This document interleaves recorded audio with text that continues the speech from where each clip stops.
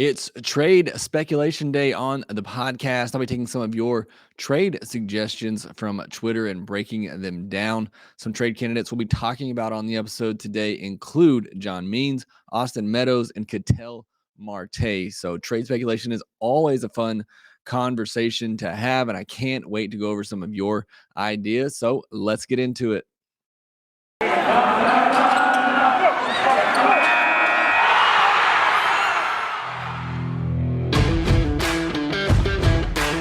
Hey, this is Stacey Gotsoulias, DC Lundberg, Ryan Finkelstein, Taylor Blake Ward, host of Locked On Yankees, Locked On Mariners, Locked On Mets, Locked On Angels, and you're listening to Locked On Braves. Locked On Braves, Locked On Braves, part of the Locked On Podcast Network.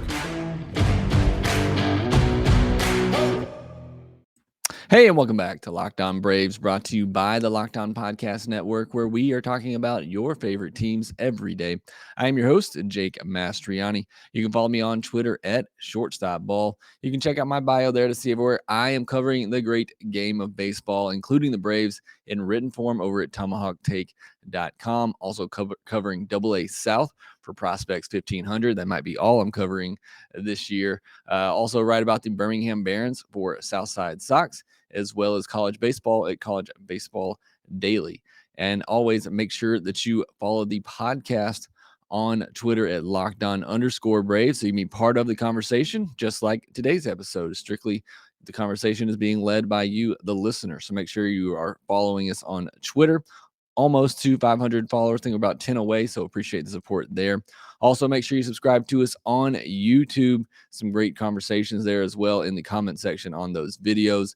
If you do listen to the podcast, make sure you subscribe wherever you do listen to your podcast. Again, appreciate all the support. And thanks for making Locked On Braves your first listen each and every day. Right now, during the lockout, during the off season, we'll continue to post episodes 3 days a week, Monday, Wednesday, and Friday. But once things get going again and spring training gets started, we will be back to 5 days a week. So again, plenty of opportunities to hear about your World Series champion Atlanta Braves.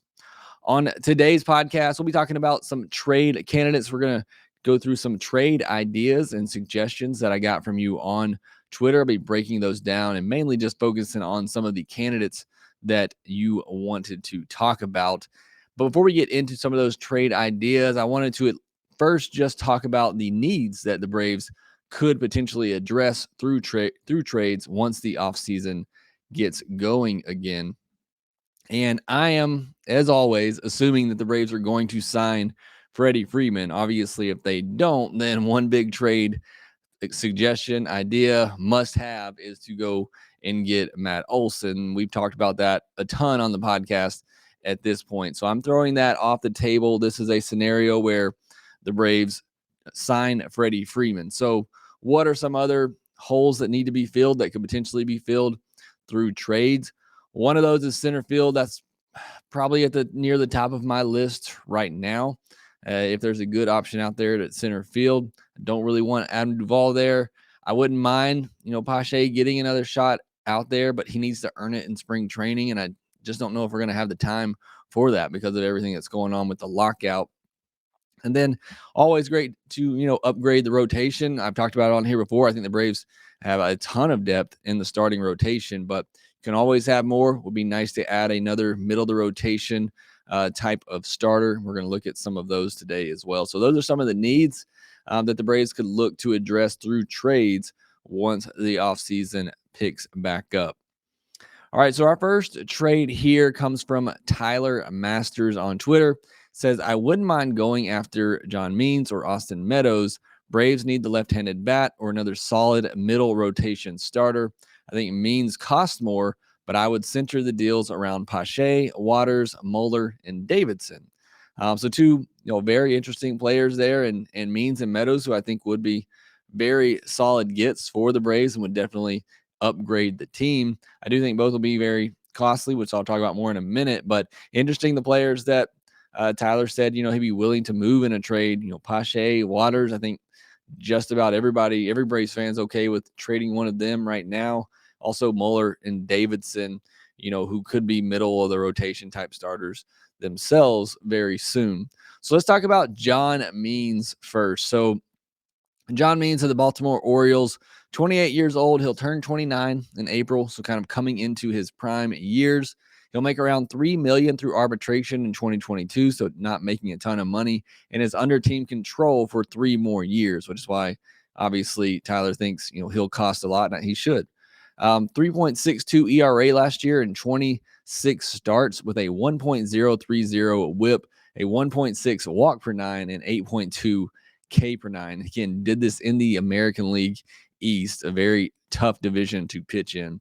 He has a career WHIP of 1.078 and a career 1.8 walk per nine in almost 350 big leagues inning. This guy has great control, great command, does not walk, and I love that out of a pitcher. I hate the free passes, and this guy does a great job of, I've told you before on here, there's a lot of advanced stats out there that are great, and I use them. I certainly look at them when measuring somebody, but for pitchers, I look at that WHIP number, and 1.078 in over 300 and almost 350 major league innings. That is pretty incredible right there. This guy does not walk a ton of batters, limits the hits, and has become a very good pitcher for the Baltimore Orioles.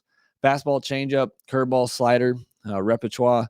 Again, I mean, a solid middle of the rotation starter on a World Series winning team, I think. Maybe there's a little bit more upside in there to be a number 2, but I think it's a very solid number 3 on a World Series contending team, which is what the Braves are. Again, because of those 3 years of control, not making a lot of money, and again, a very solid big league starter, I think the price would and should be high from the Orioles. For me, I think we're talking, like a Shea Langoliers, Kyle Muller type package might get it done. But obviously the Orioles have, Adley Rutschman. So I don't think they'd have much interest in Langoliers. I would not give up Michael Harris in this deal. I honestly wouldn't give up Michael Harris in any deal right now. Perhaps maybe you could package, Waters, Muller, and either Davidson or Elder. I think that's a very solid package as well. I don't know if that gets it done, but that's probably what I'd be willing to do for John Means. But I think it might take a little bit more than that. But that's what you're looking at with John Means. And I think that'd be a very solid get for the Braves if they could get a deal done. So let's talk about Austin Meadows. It was just kind of reported by Mark Topkin the other day that Meadows could potentially be available in a trade. He's 26, turns 27 in May. He'll make around $4.3 million in 2022 through arbitration, and he's also under team control for 3 more seasons, which is why his price could potentially be pretty high. A left-handed batter, corner outfielder. I've said it a lot on here. If the Braves are going to go out and get an outfielder this offseason, and they can certainly do that through free agency. That's why I've been higher on them bringing back Eddie Rosario than Jorge Soler. I love both of those guys. Wouldn't mind having both of them back. But to me, I think the bigger target should be Eddie Rosario in free agency because the Braves just need more left-handed hitters. And again, that's assuming Freddie Freeman comes back. I mean, Freddie Freeman's their only true left-handed hitter that they have. Obviously is a switch hitter, but he's better from the right side. So they need another left-hand. Whoever is going to be that corner bat that they get, corner outfield bat they get, I would preferably be a left-handed hitter. And Austin Meadows obviously fills that void. He slashed 235, 315, 458 last year. Obviously, those numbers a bit down, 27 home runs in 142 games. So still bringing the power. And 875 career OPS against righties. So this is what I was talking about, having him as a left-handed hitter. I don't, I'm not ready to just label him, strictly a platoon guy, but it is pretty clear when you look at his splits that he's been much better against righties in his career. Again, I think would likely take a similar package to what it would take to get Means. Could cost a little bit less. Maybe you do it for Contreras and Davidson. I think it probably would cost a little bit more than that. I would not give up a Langoliers or a Harris for Meadows either. Like I said, I wouldn't give up Harris for anybody, or I wouldn't say anybody. I'd take it for Mike Trout, but he's the one prospect for me that's, and maybe Spencer Strider as well, that'd be untouchable for me at the moment. But I do it for Contreras and Davidson. Again, maybe you up that package a little bit more. Maybe a Waters Pache need to be involved there. But I think it'd be a little bit less than what Means would cost, but still, would take a pretty solid package because of those 3 years of control, a 25 plus home run hitter. But I do like the fit in Meadows being a left-handed power bat. You got the DH as well where you could use him. So I do like Meadows as a fit for that corner outfield spot, but I think there could probably be some options in free agency that wouldn't cost you, these prospects. And you always got to be careful making deals with the Tampa Bay Rays because if they're interested in one of your prospects, that probably means they know something you don't. But I do think, Meadows would be a good fit if the right deal came along. This is the time of year that I've pretty much given up on all my New Year's resolutions, but not this year. I'm sticking to my resolution to eat right thanks to Built Bar. It almost feels like it's not really a resolution at all because I actually enjoy eating them. And have you tried their puffs? If you haven't, you're missing out on one of Built Bar's best tasting bars. Puffs are the first ever protein infused marshmallow. They're fluffy, they're marshmallowy, they're not just a protein bar, they're a treat, and they're covered in 100% real chocolate. In fact, all Built Bars are covered in 100% real chocolate. Low calorie, high protein. Replace your candy bars with these. They are better. A typical candy bar can be anywhere from 200 to 300 calories. Go to built.com, scroll down to that macros chart. You'll be blown away. High protein, low cal, high fiber, low carb. Most Built Bars contain 130 calories, 4 grams of sugar, 4 net carbs, and 17 grams of protein. Compare that to a candy bar, which usually has around 240 calories, 30 grams of sugar, and dozens of net carbs. And Built Bar has a ton of great flavors from mint brownie, coconut almond, and right now they have the delicious white chocolate cookies and cream. Cookies and cream is always one of my favorites in general. This one is great as well. Go to built.com, use promo code LOCKED15 and get 15% off your order. Use promo code LOCKED15 for 15% off at built.com. All right, so our next trade suggestion comes from Steven Scott Miklo, quality guy Scott on Twitter. He says, so assuming the Braves get Soler and Freddie, if Ozuna is going to be on your team, you have left field and DH that could potentially, or that would be filled. You got Duvall and Acuna and the other two. Infield, same as last year. Travis D'Arnaud at catcher. Really, you're looking for a starter or pin. Somebody, or Sonny Gray or Frankie Montas. Maybe give up Tukey and Pache. Might be worth it for a 2 to 3 starter. So I've talked about Sonny Gray on here before on the podcast. I've written about it over at tomahawktape.com as well. I like Sonny Gray. I think, he would obviously be a good fit for the Braves, as, that middle of the rotation guy perhaps has number 2 upside in him at times. I think the price would be too high for what I'd be willing to trade for Sonny Gray because technically he has 2 years of control left, and I believe around $12 million. And I think the Reds should value him and will value him as a number 2 starter with 2 years of control. I think that's going to cost you, a top prospect and another, middle tier prospect.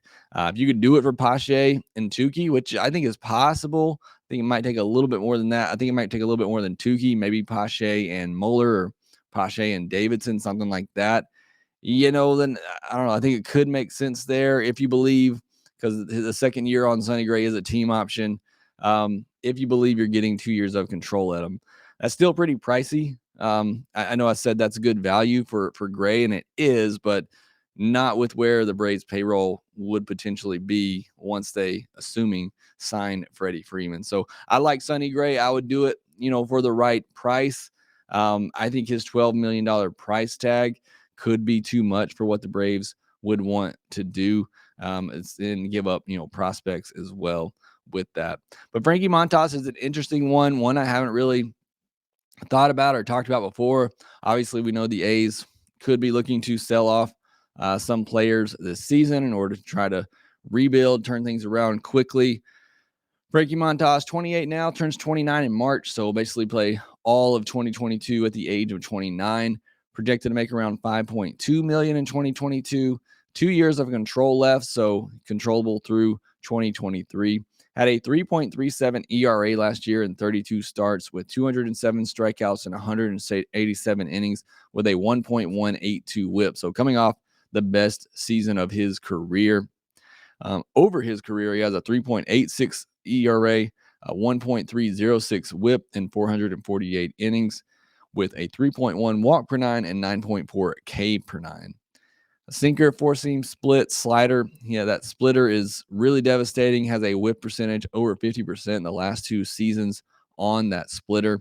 But kind of an up and down career for him. He'll have a good year, then the next year kind of down. So I'd be cautious trading for him right now because you're trading him with, very high value coming off his best season. Again, for somebody who's been kind of up and down throughout his career. So again, you'd be buying high on him. Cost would probably be similar to what it would be for Means or Meadows. Langoliers and a middle, pitching prospect like a Mueller or something like that. Maybe you get it done for Waters, Mueller, and either Davidson or Elder, like I talked about with John Means. But I think those two would be a pretty similar package, Montas and Means. I think it'd be a pretty similar type package there for either one of those starters. But I don't know. Let me know what you think. Would you rather have Means or Montas, if the package is the same? I think that's a very good comparison there. I don't know. I know Montas is coming off just like a great year, but that honestly makes me a little bit nervous just looking at his career trajectory. But I think Means is the more solid, safe pick if you're going to give up prospects. I feel better about John Means at least being that number 3 starter. If Montas is bad like he has been in the past, then you're giving up some really solid prospects for a back of the rotation starter. But I think Montas obviously has the higher upside, but the lower floor, if that makes sense. So very good trade ideas there for Gray and Montas. I do agree. I mean, I would, as much pitching depth that the Braves have, I would love to see them get another middle rotation starter, somebody that has some number 2 upside like a Gray or Montas to kind of just put the starting rotation over the top. Football might be over this season, but basketball is in full swing for both pro and college hoops. From all the latest odds, totals, player performance props to where the next fired coach is going to land, BetOnline.net is the number 1 spot for all your sports betting needs.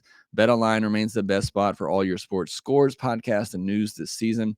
And it's not just basketball. BetOnline.net is your source for hockey, boxing, and UFC odds, right to your favorite Vegas casino games, as well as Olympic coverage and information. Head to the website today or use your mobile device to learn more about the trends in action. BetOnline, where the game starts. All right, so our third and final trade idea comes from Chad Shaw, who says Ketel Marte for Waters, Pache, Contreras, Davidson, and maybe Freddie Tarnok if the first 3 don't get it done. So Ketel Marte, obviously a very popular name, I think, amongst Braves fans, really every team trying to get their hands on Ketel Marte. And good reason for it. He's been really good when he's been healthy and been on the field. He's 28 years old, will play all of 2022 at that age, unless he's on the Braves and they get to the World Series, his birthday being in the middle of October. Switch hitter, career numbers are better against lefties. Again, I would prefer the split be opposite to that, but he is a switch hitter.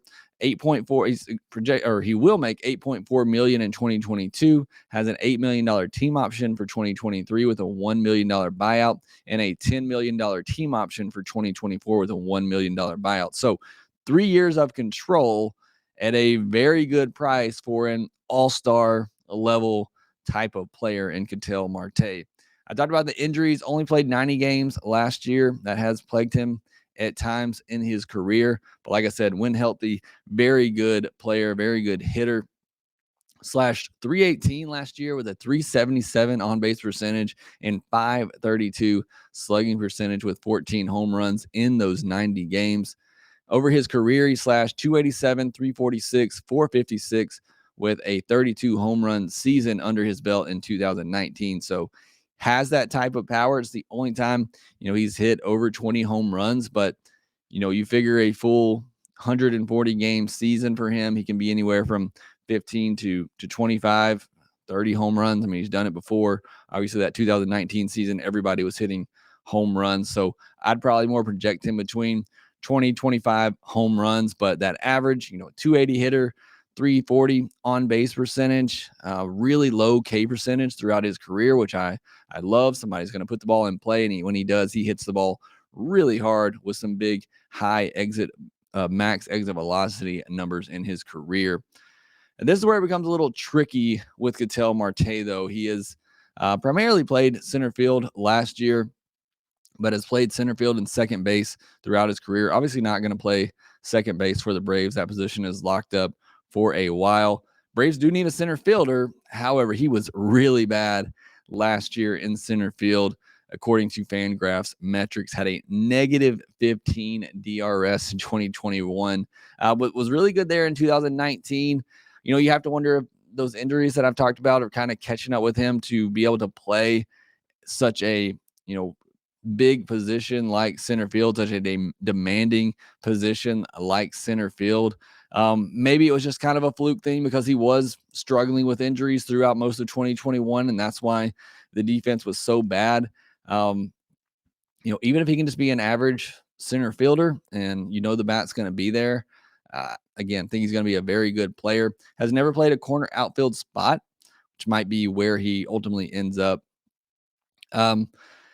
Again, and he has played at shortstop as well. Perhaps he could take over for Dansby there next year, but he's an average to below average defender there. But the bat is going to play wherever you put him, and you feel good about that. Again, still really young, under control for 3 more years at a very affordable price. So, if there's a deal there to be done, I would love the Braves to be involved.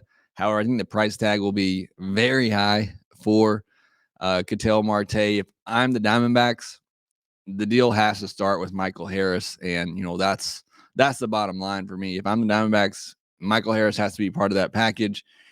Maybe Harris and Schuster, somebody like that. That's what I would be asking for. The Braves have fleeced the Diamondbacks in the past in trade, so perhaps they can pull another one over them.